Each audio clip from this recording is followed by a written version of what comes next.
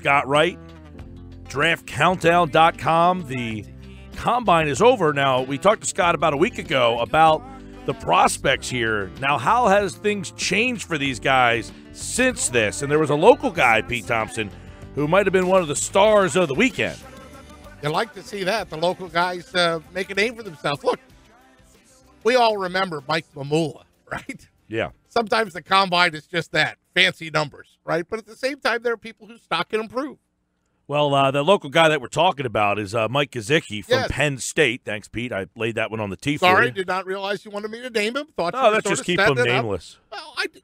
Mike Gesicki is the gentleman's name. He went to Southern Regional. He played tight end at Penn State and apparently had a really, really good weekend. We'll get into him and a lot of the happenings at the draft combine with draftcountdown.com president Scott Wright, who joins us now on the Sports Bash Live on 97.3 ESPN. Scott, how you been, pal? I'm doing excellent. Thanks for having me. Well, we talked last week about the prospects. Now we saw many of them in action, so let's kind of recap on who got help from this combine. And I guess the quarterbacks are at the top of the list. And a lot of people this week talking about Josh Allen getting out of this, them throwing the ball. A lot of people thought that he helped himself a lot.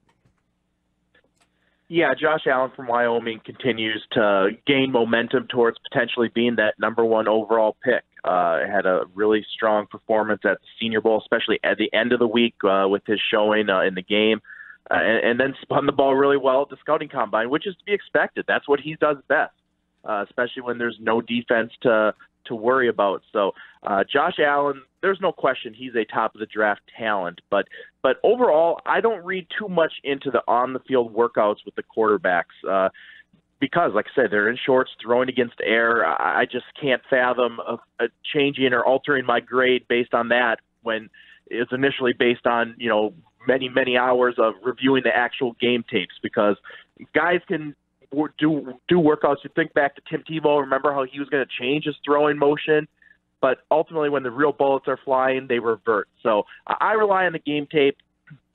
But for the quarterbacks, the most important stuff happened behind the scenes. And in particular, I think Josh Rosen from UCLA and Baker Mayfield from Oklahoma probably had the most to gain or lose based on how they perform in those interviews with NFL decision makers. And it's going to be a beauty in the eye of the beholder is what it's going to be for these teams. They're going to have to decide if they're comfortable with these players because there isn't going to be a consensus. They all have potentially fatal flaws. Yeah, and Josh Allen, I guess his big flaw was his accuracy, and I guess he tried at least to take a step in answering some of those issues. So if you were someone who thought Allen had some erratic throws, did you feel better about seeing him this weekend?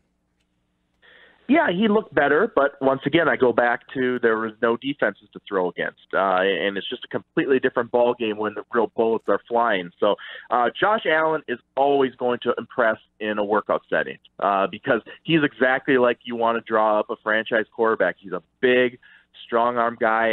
At one point, he was just showing off that big arm at the combine in the throwing drills and literally eliciting oohs and ahs from people in attendance.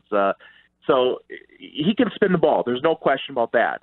Does he always know where it's going? No, and that's the concern. And that's what makes him a boomer bust prospect. But he is very highly thought of around the league. Now, personally, I think Sam Darnold is the top quarterback in this class, but Josh Allen's going to go in the top 5 overall, and he's going to make or break a draft. But there's enough red flags there for me that he's not going to be one of my top 10 players in this draft, even though he's going to go in the top 10. Okay, now you mentioned Rosen. Now, one of the things about him was, that he was a pretty accurate guy, but the video that I watched from the weekend showed that he was having some issues with his accuracy. Yeah, and there again, too, it works the other way, too. Just like I'm not going to give a guy too much credit for throwing it really well in this setting, I'm not going to kill a guy for throwing it poorly because there's excuses for that as well. Whether it's the environment, the throwing to receivers you're not quite comfortable with. And Josh Rosen is the best pure passer in this draft. And if he had the intangibles of Sam Darnold or Josh Allen, he'd be the number 1 overall pick. There'd be no question about that. I truly believe that. But as we've talked about, there's concerns that he's got that Jeff George, Jay Cutler gene. And that's what teams have to do their due diligence on, investigate, look him in the eye, ask him the tough questions, and decide if they're comfortable with him. Because the only question with him on the field is durability, because he got dinged up a little bit, and he needs to show that he can stay healthy. But as a passer, projecting him to the next level, there's no question marks with him on the field. It's all off the field. Scott Wright, draftcountdown.com here on the Boardwalk Honda Hotline. The NFL Combine this past weekend, the quarterbacks threw, and there's a lot of headliners there, including Baker Mayfield, who, a lot of people, his size, he's only 6'1", he's 220, but a lot of people like this kid. Some people don't like him. What did this weekend do for Mayfield? Yeah, and there again, it's behind the scenes, and it's to be determined how well he came off the interviews with teams, and ultimately he just needs to get one team to fall in love with him, and I think he will. I think he's going to go in the top 10 to 12 overall, and I think he's got the most red flags of all the top quarterbacks that are in that conversation, just because he's such an outlier at that position in basically every direction, whether it be the size, his style of play. He's just unorthodox. I think that's the best way to describe Baker Mayfield. But he's got a lot of fans around the league, and he's going to go early. And I wouldn't be surprised to see him in the mix maybe as early as the Cleveland Browns. If they don't take a quarterback at number 1, maybe they could target him at number 4. I think he's be in the mix for the Denver Broncos at number 5. They got an up-close and personal look at him when they coached him at the Senior Bowl for a week. So he's going to go pretty early. But there again, a boom or bust prospect, but just in a completely different way than Josh Allen. Both have, I think, equally big downsides. But I just think the upside with Josh Allen is so much more intriguing because of those prototypical physical tools. But as they say, different dogs, same dog, different fleas. Hey, Scott, since you're talking quarterbacks, how did Lamar Jackson look, and will he be a first-round pick with his skills and athleticism? Yeah, and this isn't, as opposed to, for example, Josh Allen, this isn't the type of setting where Lamar Jackson is going to shine. And he didn't do any of the athletic testing. I think he wanted the focus to be on his throwing as opposed to a great 40-yard dash, which he would have run. And he would have tested extremely well. And he was up and down throwing the ball. But this isn't his time to shine. And even when you look at him playing the game, he's never going to be the type of player where statistics tell the whole story about him. He's never going to do everything by the book, and he's never going to have a super high completion percentage. And you hear the comparisons to Michael Vick, and I think those are very apt. And you could never measure Michael Vick's impact with statistics. It's all the little things he did. So I think Lamar Jackson is very much the same type of player, and he's got some questions to answer. And it's important for him to perform well at his pro day. But ultimately, I do think he is going to be a first-round pick. I think you look at teams in the back half of the first round that could use a quarterback. Maybe the Minnesota Vikings if they don't sign Kirk Cousins, but certainly the Buffalo Bills. They have 2 late first-round picks. They need a quarterback. Maybe the Arizona Cardinals if they miss out on that top tier. So I do think he's going to be a first-round pick when all is said and done. And to me, the talk of Lamar Jackson moving to wide receiver is absurd. We can debate how good of a quarterback prospect he is, but he is a quarterback prospect through and through. So he doesn't run the 40. Luke Falk from Washington State doesn't run the 40. Is that a mistake not to run the 40 at the Combine? No, I don't think so, especially for the quarterbacks.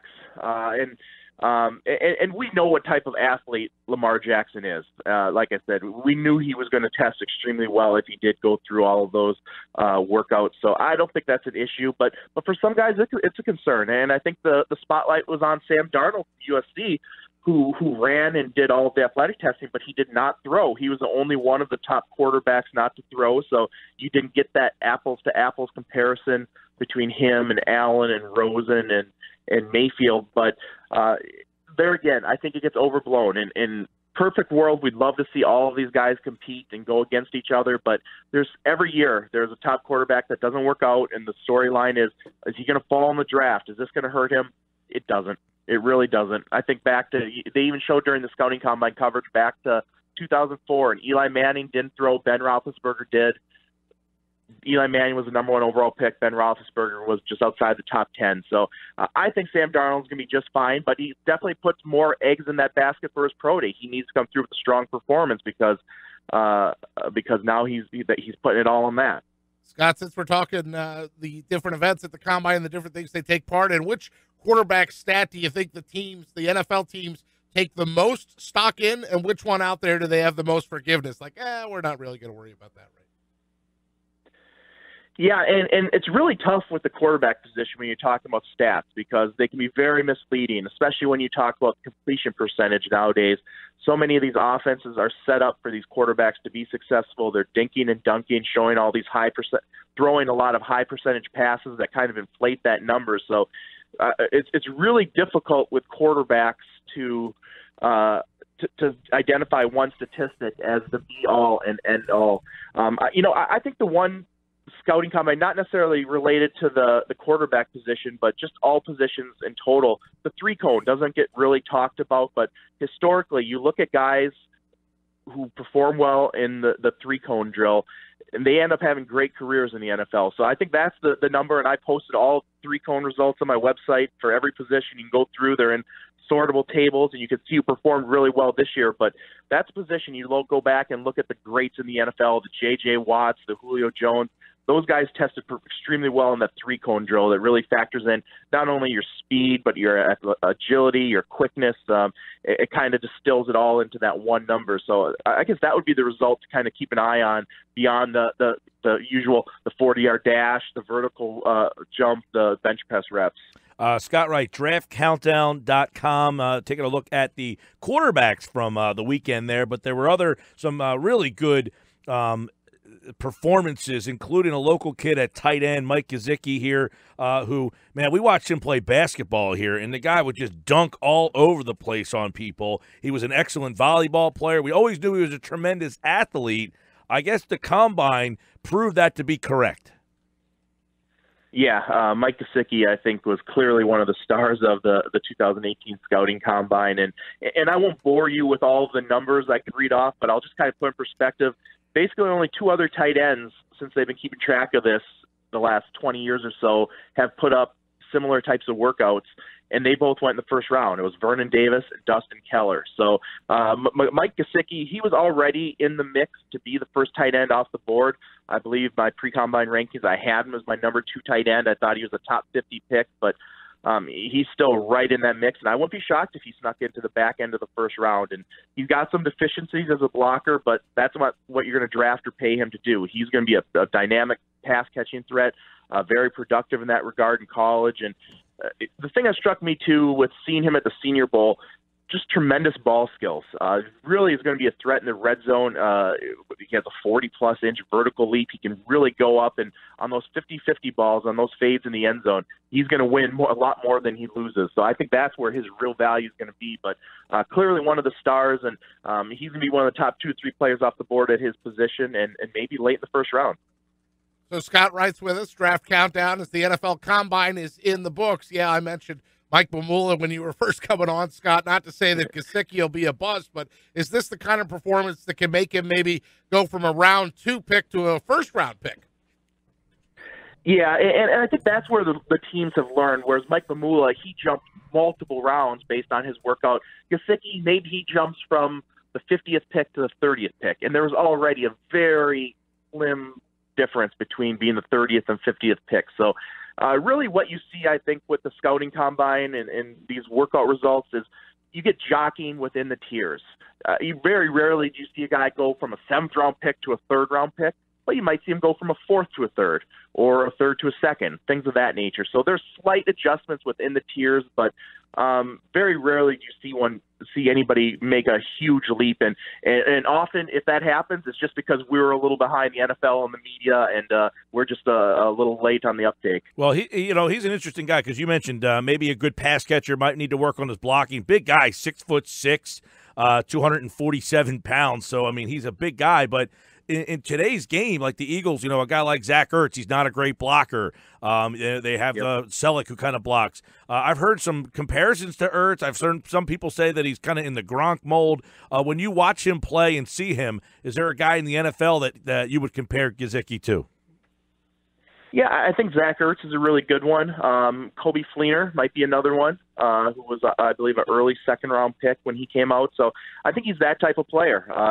And that's the type of player you want in the NFL these days. a lot of the top tight ends aren't necessarily dynamic blockers. You want those guys to stretch the field and open things up in the passing attack, and Gesicki can definitely do that. So no question, he solidified himself as one of the top 2 or 3 tight ends in this draft, and we still have to see about Dallas Goedert from South Dakota State. He was my top tight end. He hurt his hamstring at the Senior Bowl. He didn't do anything at the scouting combine. So I think he's the guy that we still have to watch out for. But I think he's Gesicki's top competition to be that first tight end off the board. And there's some spots late in the first round where they could be looking for a tight end. Maybe the Jacksonville Jaguars, maybe the Carolina Panthers, maybe the New England Patriots if they don't believe Gronk is for long. He's been talking about retiring. So there's some spots for a tight end to slip into the back part of the first round, and Gesicki's right there in that conversation, and maybe is the favorite at this point. Now, some other big-time performances this weekend. One of them, linebacker Shaquem Griffin, who, just absolutely jumped off the board with his work out there. Is he one of those guys that could be in the Mamula, that he goes from a third, fourth-round pick and moves all the way up, or do you still see him in the middle? He's helping himself, and he's moving up draft boards. I think from the end of the season to now, he has moved up multiple rounds. And that includes not just the scouting combine where he was incredible. He ran a 4.38 at 227 pounds, the fastest time we've seen from a linebacker in, I think, 15 years. Just tested extremely well athletically. Did 20 reps on the bench press, even though he has a prosthetic hand. For those who don't know, he's missing his left hand, and he put on a prosthetic and put out 20 reps, which is there's offensive linemen who didn't put out 20 reps.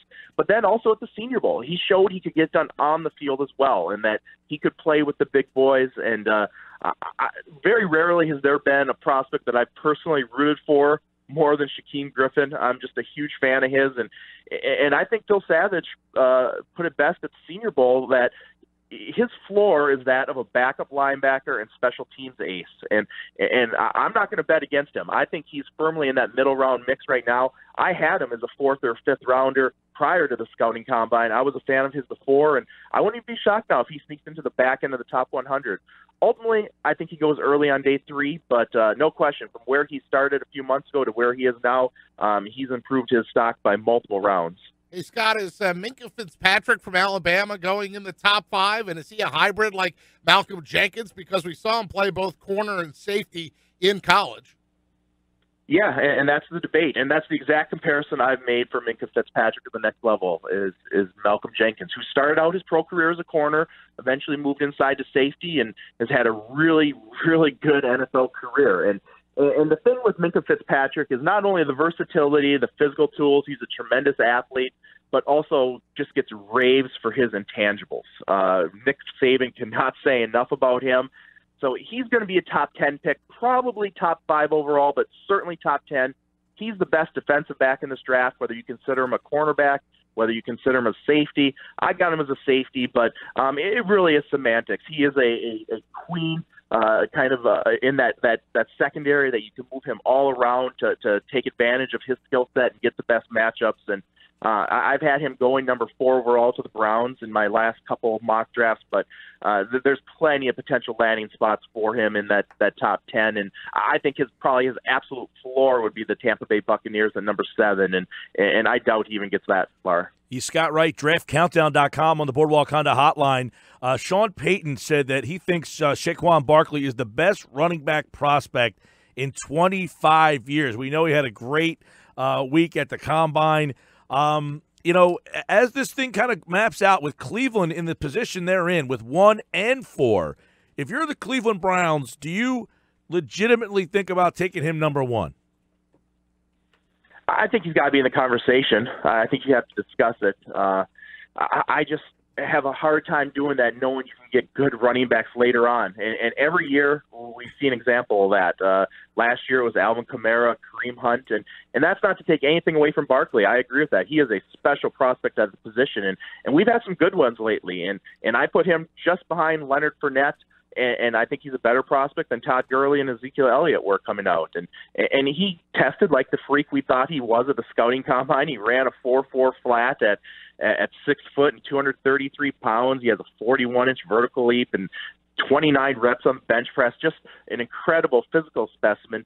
But I think if you're the Browns, you don't want to get too cute. I think you want to identify the quarterback you like best and pull the trigger there at number 1. And I guess if you're the Browns and you're confident you can get your quarterback at number 4, sure, maybe you take Barkley. But the other thing to keep in mind is they can have their cake and eat it too. They have so much draft capital, all these extra picks.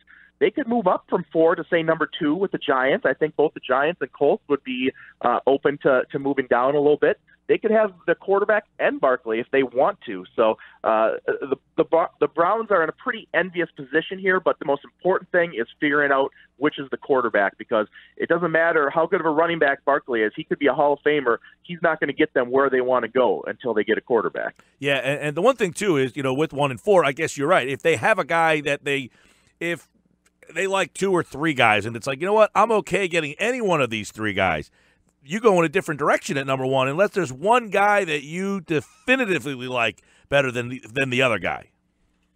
And they've been linked to Sam Darnold. They've been linked to Josh Allen. They've been linked to Baker Mayfield. And at least one of those guys is going to be there at number 4. But and you really open yourself up to criticism if you try to get too cute, though, because if it doesn't work out, you look at the past couple of years, they could have had Carson Wentz. They traded all that pick. They could have had Deshaun Watson. They traded all that pick. So if they pass on, say, Sam Darnold, and he goes on to become a star, and the guy they take struggles, it's going to be tough to live down, and it's going to cost people jobs and maybe even careers. So that's the tough spot. I don't think anybody's going to criticize them if they stay at number 1 and take the quarterback that they think is best. And then if they want to get cute with that second pick or play with house money and try to move up and get Barkley, or maybe there's a chance Barkley's even there for them at number 4. I wouldn't completely rule that out, although it's looking less and less likely. But if you're the Cleveland Browns, you've got to fix that quarterback position. Nothing else matters. And I just think you don't want to get cute. Scott, being able to draft a good pass rusher is priceless, right? Bradley Chubb, considered by many to be the top pass rusher in the draft. Where do you see a guy like him going, and how much better is he than maybe an Ed Oliver from Houston or Marcus Davenport from University of Texas San Antonio? Yeah, Bradley Chubb is clearly the top defensive end prospect in this draft, and he's going to be a top 5 overall pick, maybe top 3, and came through with a really good workout and kind of confirmed everything we thought about him. He is a great mix of size, speed, and intangibles. He's the total package. The only cause for concern with him is I wonder, is there dynamic upside? I don't envision him as a guy that's going to be getting 15 sacks a year. But I think of a Chris Long type of player when he was coming out of college. That's the kind of career I envisioned for Bradley Chubb. And there's nothing wrong with that, but I just think if you're expecting Jadeveon Clowney, Khalil Mack, Von Miller, that type of impact pass rush presence, I don't know that you're necessarily going to get it with Bradley Chubb. But then after him, there's a big drop-off, and I think as a result of that, Marcus Davenport from Texas San Antonio is going to get pushed up a little bit, and he finished off the Senior Bowl week extremely strong, had an outstanding workout. He ran a 4.58 40-yard dash at 264 pounds, just the prototypical size and length you look for, whether it's as a 4-3 defensive end or a 3-4 outside linebacker. He offers that versatility, and he could sneak into the top 10 just because the supply really isn't meeting the demand in terms of those premier pass rushers at the top of the draft, but he's going in the top half of the first round. If not the top 10, the top 15 overall, but that's the pass rusher is the one area in this draft where, especially when you're talking about first rounders, I think there's some questions that still need to be answered. I really like Sam Hubbard from Ohio State. I thought he performed really well at the scouting combine, but this isn't a great year if you're looking for a pass rusher in the first round, especially since Chubb is going to come off the board so early. I might make the argument that you could get a little bit better value with a pass rusher in the second round with maybe a Rasheem Green from USC or Kamoko Toure from Rutgers. It was a fun weekend for a lot of these kids who are really trying to impress. Derwin James had a great weekend. Jair Alexander, who had been hurt a lot of the year from Louisville. You've got Taven Bryan from Florida, one of the defensive pass rushers. A lot of good performances this weekend, and the draft is slowly approaching as a lot of these guys really trying to move up those draft boards. Scott Wright from DraftCountdown.com has all the results and everything you need to know about the 2018 NFL Draft, 53 days away from today. Thank you, Scott. Thanks for having me, guys.